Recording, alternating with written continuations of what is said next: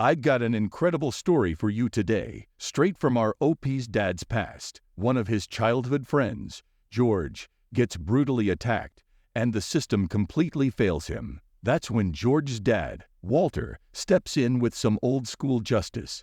A decades-long, meticulously planned operation that turns the lives of George's attackers upside down. From r/NuclearRevenge. What happens when neighborhood punks decide to beat up veteran's son?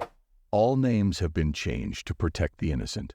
This is actually a story my dad told me about one of his childhood friends, George, who recently passed away. Dad and George grew up in a booming city in what's now known as the Rust Belt. You were pretty much guaranteed a job at the major car plant in town. You were pretty much guaranteed a job at the plant in town as soon as you got out of high school. George was one of those people. Dad wasn't. Dad accepted a scholarship to his dream school to study engineering. During the weekends and holidays, he'd come home and hang out with his buddies, including George. One afternoon, Dad gets a phone call from Grandma. George had been jumped after work and had the metaphorical tar beaten out of him.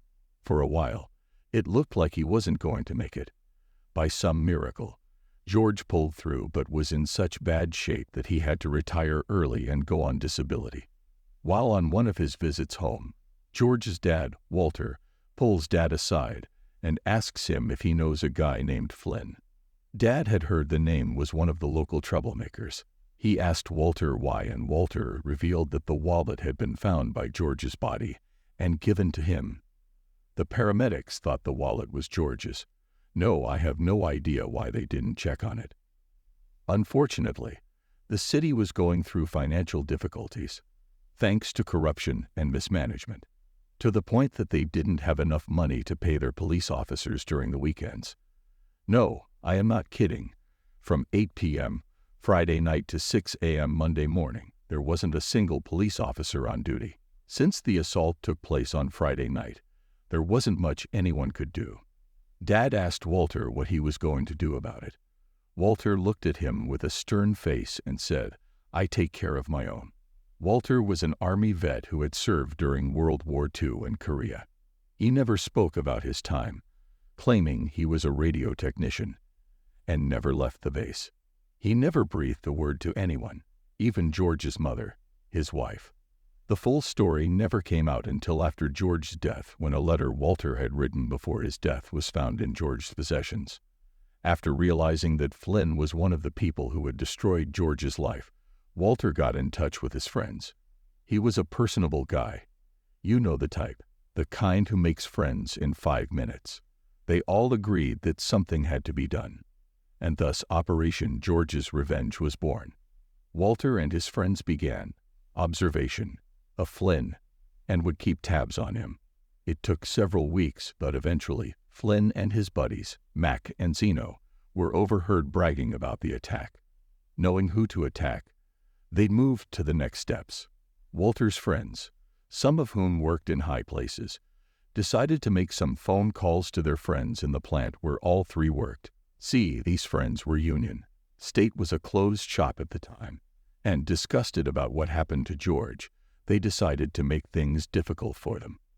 They'd remove vital tools for emergency maintenance at the last minute, put them in positions they weren't good in, and rearrange the schedule so they got the worst shifts, to name a few.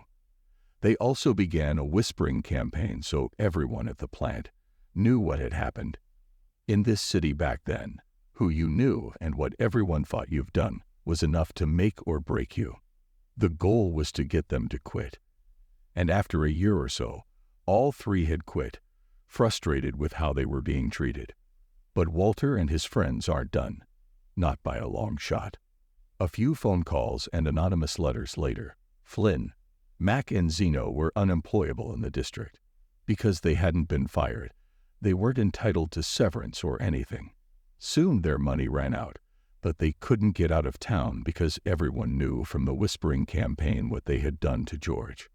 For the rest of their lives, Walter and his friends kept an eye on Flynn, Mac, and Zeno. Just when it appeared that they had an out, the whisper/letter campaign would start again, and they'd be denied an out. The three men ended up homeless and destitute alcoholics who couldn't even get state aid. And this is in a state that is known for its generous aid for those in bad straits. Walter and his friends made a contingency plan to continue this until the three men were dead using the next generation. So those men would never forget what they did to George. Nobody was able to find out anything about Flynn, Mac, and Zeno. But I wouldn't be surprised that they're still stuck and miserable. Thanks for watching. If you enjoyed this video, please give it a thumbs up and check out these videos for more great content. Also, don't forget to hit that subscribe button. See you next time.